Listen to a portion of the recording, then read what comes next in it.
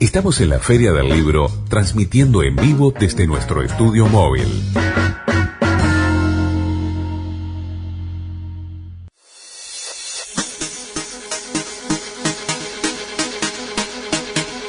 Cuando la palabra es mitad de quien la pronuncia y mitad de quien la escucha, Espíritu Libre. Conducción, dirección y conversación, Gustavo Rey. Produce, conduce y conversa, Carolina de Cuadro. Espíritu Libre. Todo comienza en una conversación.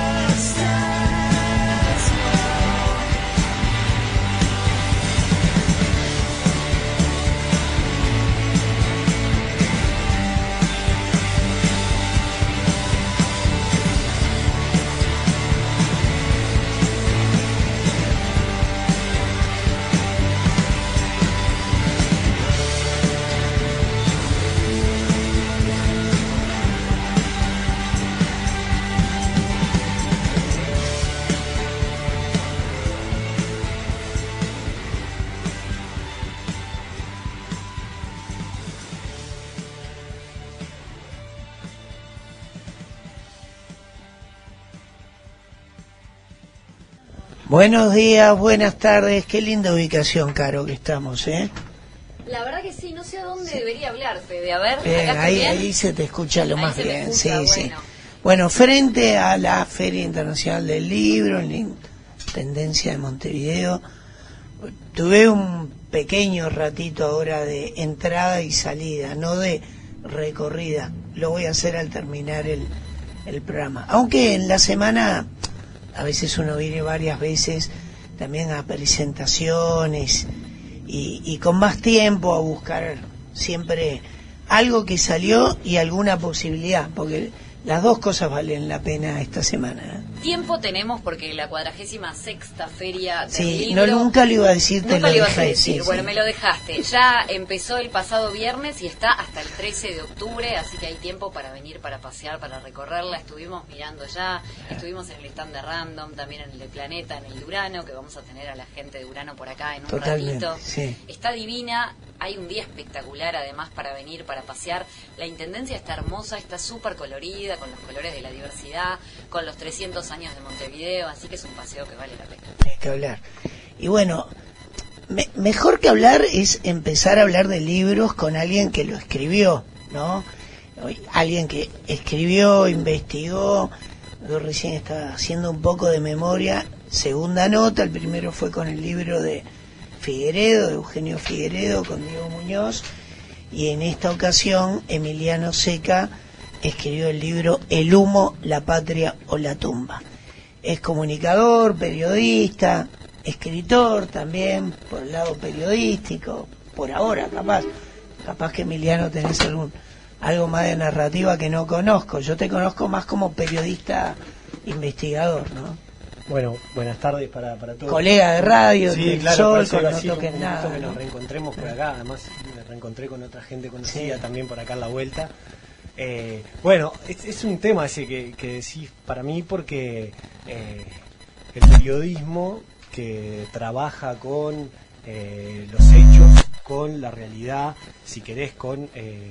bueno, si nos ponemos más profundos con la idea de la verdad y por el otro lado pensamos en la ficción, hay que ver si lo que uno escribe y la historia que uno cuenta, por más que los insumos los tome de las entrevistas, de los documentos y bueno, y de eso que llamamos realidad, cuánto también tiene que ver con la ficción y cuánto se mezcla.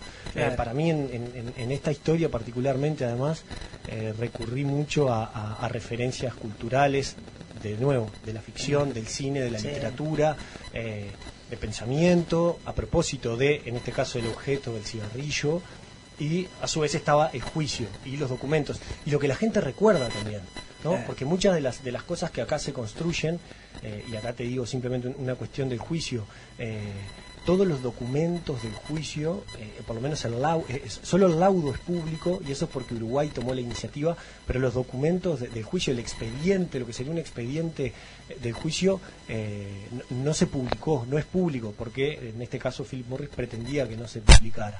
Entonces también la reconstrucción de lo que pasó está en base a la memoria de las personas. Bueno, de lo que recuerdan, de la realidad, pero cuánto también de lo que recordamos no tiene algo de ficción. Entonces, ahí hay algo, bueno, sobre lo que trabaja el periodismo, y en este caso los libros permiten esa idea de jugar un poco con la idea de la realidad y la ficción. Claro. Al principio dijiste dos palabras interesantes porque desde el mundo de los fumadores, no lo soy, pero es un cigarro. Desde otro mundo y desde también el análisis, bien, es... el cigarrillo también es como un objeto, ¿no? Bueno, está el objeto y estamos nosotros y la mediación que hay en torno a ese objeto. Entonces, no es lo mismo el cigarrillo, que también ahí aparece en el libro, en las manos de Jean-Paul Sartre, una mañana escribiendo, leyendo, que en las manos de un soldado en el frente de guerra, que también el cigarrillo está muy vinculado a los soldados, sobre todo en la Primera Guerra Mundial. Hay una cita bastante famosa de un soldado estadounidense, de uno de los jefes que habla con el ministro de Defensa de aquel entonces y le dice: más que comida necesitamos cigarros. Sí. Y hay una historia que lo tiene Hemingway como protagonista, que es el primer herido en Italia en la Primera Guerra Mundial. De hecho, él termina internado, es parte de su historia, y estaba repartiendo cigarrillos y chocolates en una camioneta. Entonces, no es lo mismo el cigarrillo ahí que en las manos de un escritor. Claro. Y bueno, y sobre eso, durante todo el siglo XX, trabajó, por ejemplo, la publicidad. También no era lo mismo el significado que tenía el cigarrillo, o que intentaban darle desde esa mediación, trabajando sobre el deseo, ¿no? Claro. Qué forma de controlar el trabajar sobre el deseo en las mujeres, en los hombres. No es lo mismo el hombre Marlboro que... Bueno, es que Marlboro quedó como marca, y estudios de todo tipo, tamaño y color, ¿no? Es una publicidad. La publicidad, la semiótica, lo ha estudiado todo el tiempo. Exacto, es probablemente la campaña más exitosa, sí.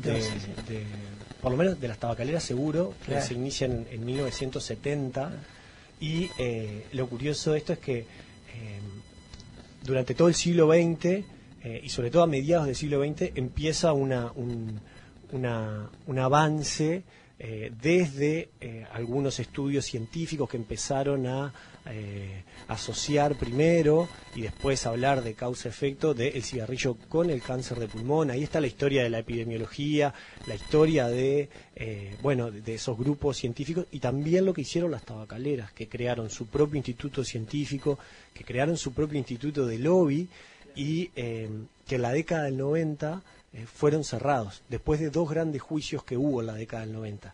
Y ahí hay una historia muy interesante sobre cómo los ejecutivos de las tabacaleras terminan declarando frente a los tribunales en Estados Unidos.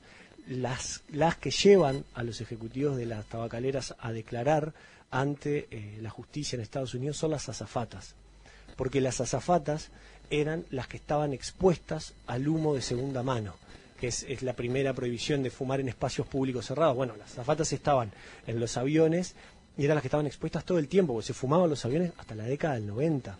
Y ellas iniciaron un juicio, primero contra las aerolíneas era el reclamo, pero no tenían mucha suerte, y después consiguieron una pareja de abogados que fueron los que se animaron a agarrar el caso, y llevaron a los ejecutivos de las tabacaleras, porque fueron contra las tabacaleras y las culparon de haber mentido a las aerolíneas y también a la población. Claro, entonces terminaron declarando ahí por primera vez los ejecutivos de las tabacaleras en tribunales en Estados Unidos.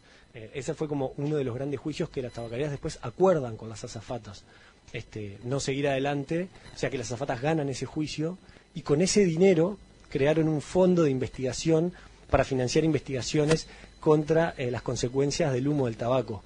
Y cuando Uruguay aprobó su legislación, hubo algunas investigaciones que se financiaron con la plata del fondo creado por las azafatas en Estados Unidos. Mirá, capaz que a vos no te tocó, sos más joven, ¿no? Que a mí me tocó estar en estudio de radio horas con gente alrededor que todos fumaban.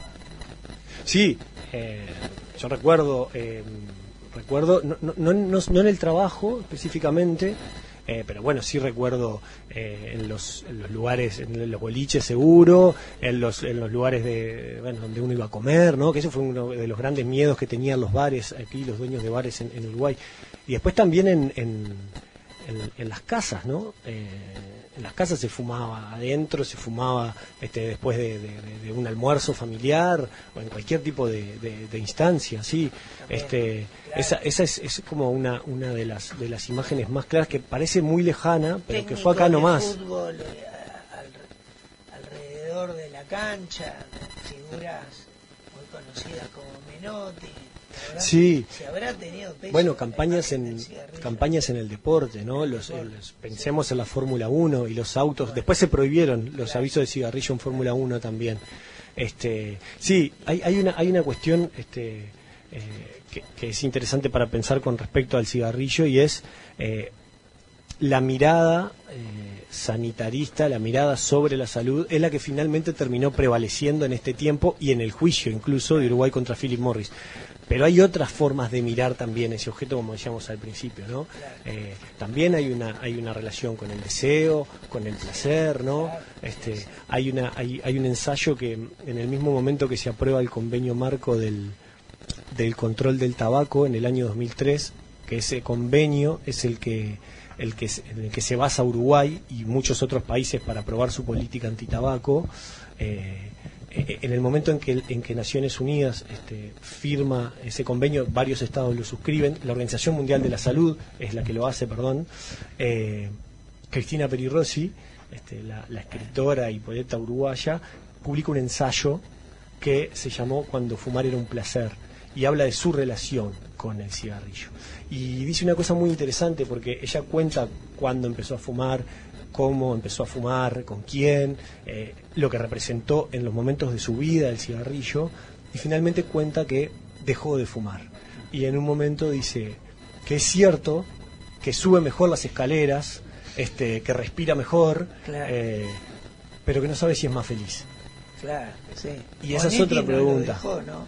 Onetti no, y Onetti escribe, no sé si una de las grandes novelas del siglo XX de la literatura uruguaya, o la primera gran novela, que es El Pozo. Es un tipo que no tiene tabaco, claro. Y entonces empieza a caminar y a pensar. Y hay algo curioso con la historia de Onetti, porque dicen que parte de esas páginas se escribieron en el Café Brasilero, y casualmente los abogados de Uruguay en el juicio esperaron el resultado del juicio en ese mismo lugar, muchas décadas después, en el mismo lugar donde quizás se escribió El Pozo, que es una novela que tiene que ver y que culpa al tabaco de su origen. Bueno, también este resultado del juicio está asociado con eso. Tantos años después, otros tipos en otro mundo distinto a ese de Onetti, bueno, también otra historia relacionada con el cigarrillo. Y también cómo marcó Cigarros, ¿no? De Paul Auster como texto, pero la película, ¿no? Bueno, ambos. El cigarrillo como inspiración. Uno leyendo y escuchando a Paul Auster hablar de cómo se inspiró en esa película, hay que decir que eso tiene una historia que también me sirvió para pensar en el libro y para hablar en referencias a hacer referencias a Paul Auster y a Smoke, que es una película de la década del 90, del año 95. Paul Auster publica su primer cuento en la contratapa del New York Times, que se llama Un cuento de Navidad, que tiene al protagonista de Smoke, de Obi-Wan. Sí. Y el editor del New York Times lo había invitado a Paul Auster a publicar ese cuento. Y Wayne Wang, que es el director de la película, lee ese cuento y le pregunta a su esposa incluso quién es Paul Auster. No sabía quién era Paul Auster, que se había publicado en la trilogía de Nueva York, por ejemplo. Y entonces se conocen y lo invita a hacer una película. Y Paul Auster cuenta que recibe esta invitación y que va a la cigarrería de la esquina de su casa a comprar cigarros, y que la historia que finalmente cuenta Smoke, bueno, surgió a partir de que él fue a esa cigarrería, empezó a fumar y empezó a pensar en esa historia, y que la historia surgió a partir de eso. También es interesante pensar en ese Nueva York de la década del 90, porque ese Nueva York que tuvo años después a uno de los principales enemigos públicos del tabaco, que fue Michael Bloomberg, que fue alcalde de Nueva York. Y Michael Bloomberg es la persona que paga a los abogados de Uruguay en el juicio. Sí, es increíble.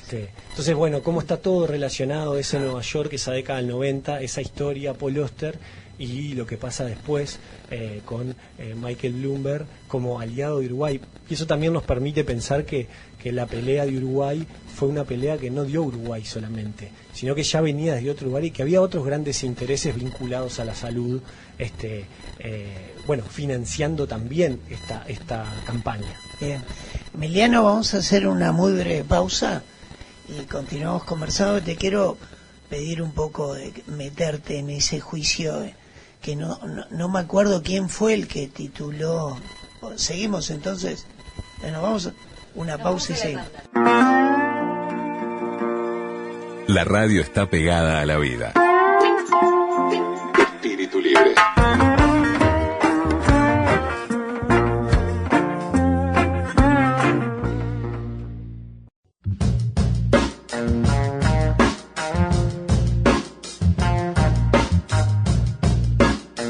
Radio Cultura transmite en vivo desde la Feria del Libro de Montevideo.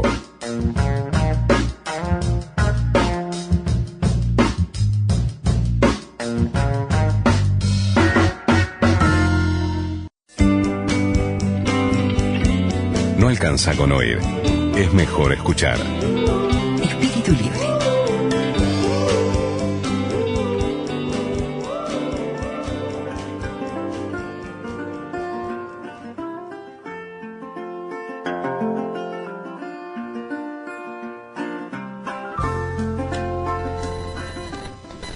El libro de Emiliano Seca, El humo, la patria o la tumba, también tiene una punta muy interesante, que fue seleccionado por la Fundación Gago, ¿no?, para el taller de libros periodísticos con Martín Caparrós.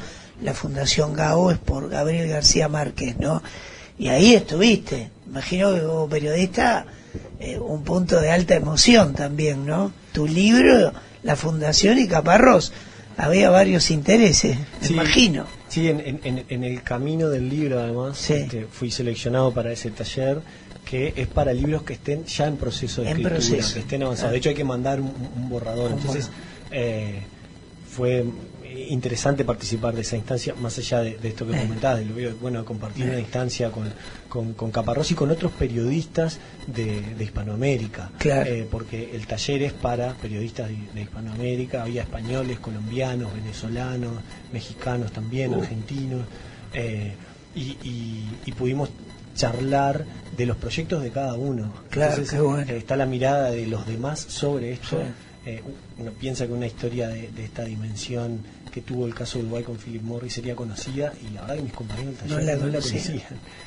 Porque mucho de lo que pasa acá no interesa tanto ahí, no hay referencia. Entonces, bueno, también es tener que explicar la historia para ellos, recibir los comentarios a propósito de esta historia, y también escuchar las historias que ellos cuentan, ¿no? ¿Dónde están los intereses de los periodistas en esos países? ¿Recordás alguno de otro que te llamó mucho la atención?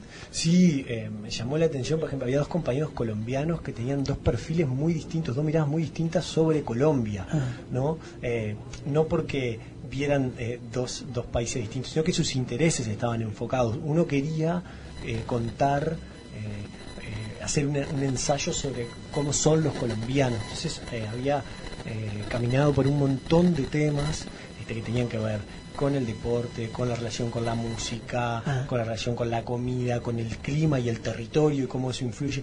Y otro tenía un perfil más enfocado a investigación con respecto a política, narcotráfico, también todas esas miradas que conviven, que muchas veces cuando consumimos lo que nos muestran, quizás, no sé, hoy, grandes plataformas, como por ejemplo las plataformas de las series y de películas, compran y hacen mucho contenido donde se vende una mirada de Latinoamérica o de países como Colombia, que no sé, solamente está relacionado con historias de narcos. Y Colombia es un país hermoso, enorme, complejo, que tiene la relación y los problemas que son conocidos con estos temas vinculados al narcotráfico, pero que tiene un montón de cuestiones más. Entonces este taller te permite compartir esas miradas, lo que sucede en Venezuela también, los periodistas venezolanos y los intereses que tenían.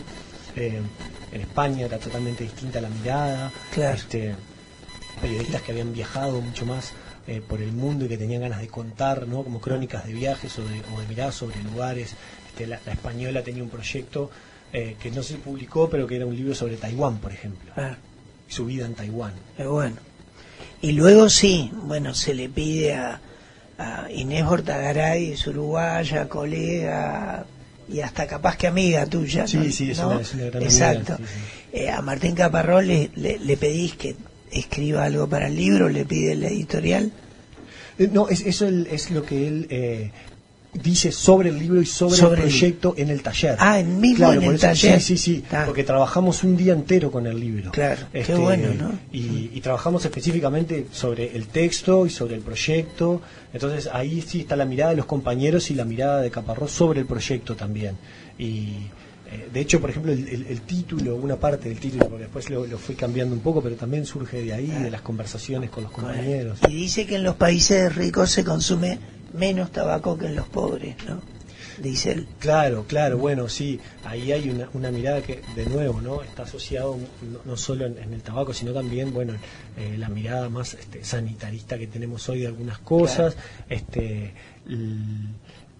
el negocio del cigarrillo se ha corrido a países más pobres, quizás con menos regulaciones, quizás con menos información para la población, y también hay un gran jugador en estos últimos 20, 30 años que es China, ¿no? Que juntó sus compañías nacionales tabacaleras en una gran compañía y que no solamente está en China, sino que está en distintos lugares del mundo con plantaciones de tabaco, con producción, y es un país que consume, por supuesto, como pasa con otras áreas, más de la mitad de los cigarrillos que produce. Claro. El mayor consumidor es China. Emiliano, cuando se empezó a hablar del juicio contra Philip Morris de Uruguay, del Estado uruguayo, ¿no? Salió un titular, pues yo leyendo aquí en la contratapa del libro, que fue, como se le denominó, conoció la lucha de David contra Goliat.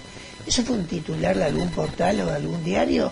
¿O de dónde sale? Porque lo recuerdo, pero no tengo la fuente específica, ¿no? Era la sensación que había, hoy se le llama así al caso en las jornadas académicas. Claro. Se presenta así en jornadas académicas. Pero ahí está de nuevo lo que decías al principio de la ficción y la realidad. Lo que está antes es la mirada que tenemos de las cosas, ¿no? Claro. Más allá de lo que pasa. Entonces, es la historia de David contra Goliat la vemos muchas veces en distintos lugares, ¿no? Claro. Esta es una referencia que tenemos para contar. Entonces, aparece una historia tan asimétrica como esta. Enseguida tenemos esa referencia y vamos a ese lugar. Es probable que haya aparecido, yo no lo vi en la prensa, pero así lo presentan el caso. Para mí era un desafío no contar esa historia que tanto conocemos, porque salirse desde ese lugar, sí entender por qué la referencia funciona ahí, porque es cierto que era muy desigual. Philip Morris contrató, por ejemplo, 3 estudios de abogados en Estados Unidos. Cuando hablamos de estudios, hablamos de... Bueno, cada uno era más grande que el estudio que pudo contratar Uruguay. Claro, y eran 3 estudios de esa dimensión. Claro.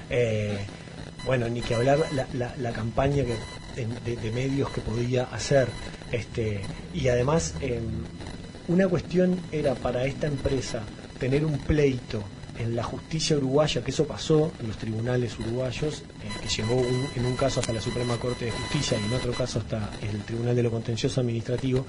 Y otra cosa es un pleito en un tribunal en Estados Unidos, en el CIADI, a partir de acuerdos comerciales que hacen los estados, donde sí los abogados están, en el caso de los abogados de Philip Morris y los estudios que contratan, están más preparados para este tipo de pleitos. Claro. Y los expertos uruguayos que declararon, porque también había expertos que declararon por ambas partes de Uruguay, testigos, pero ni que hablar que hay un conocimiento y un territorio que es desconocido.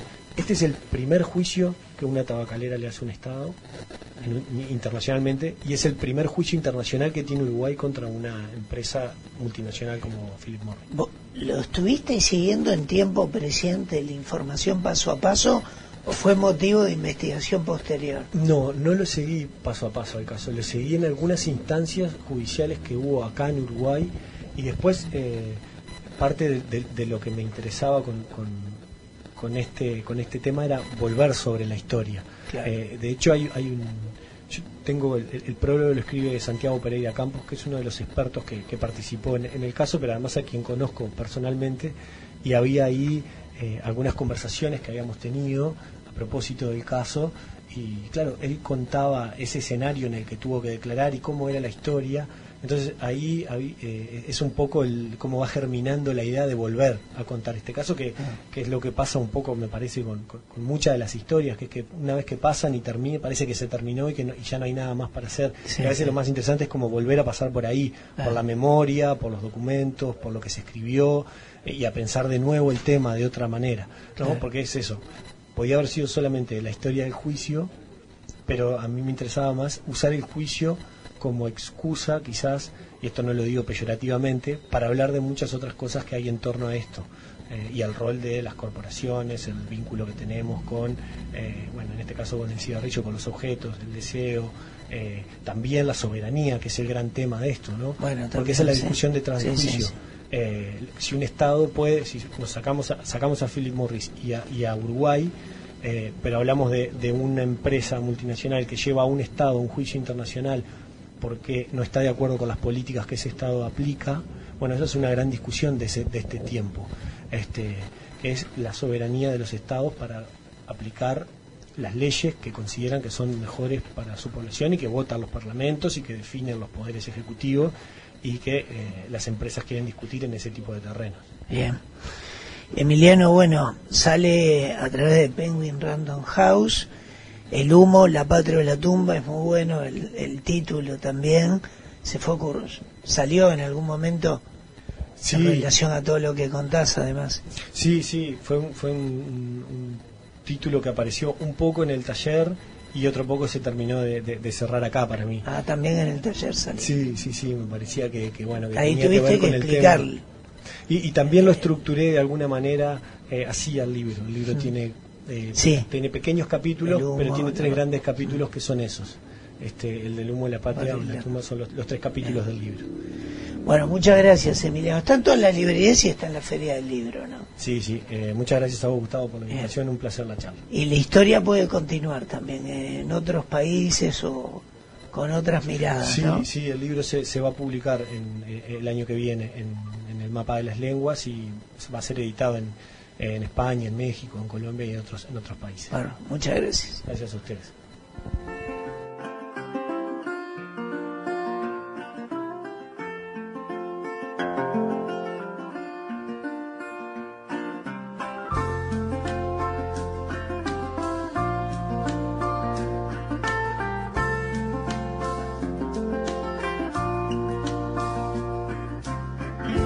A love-struck Romeo sing the streets a serenade, laying everybody low with a love song that he made. Find the streetlight, steps out of the shade, says something like, "You and me, babe, how about it?"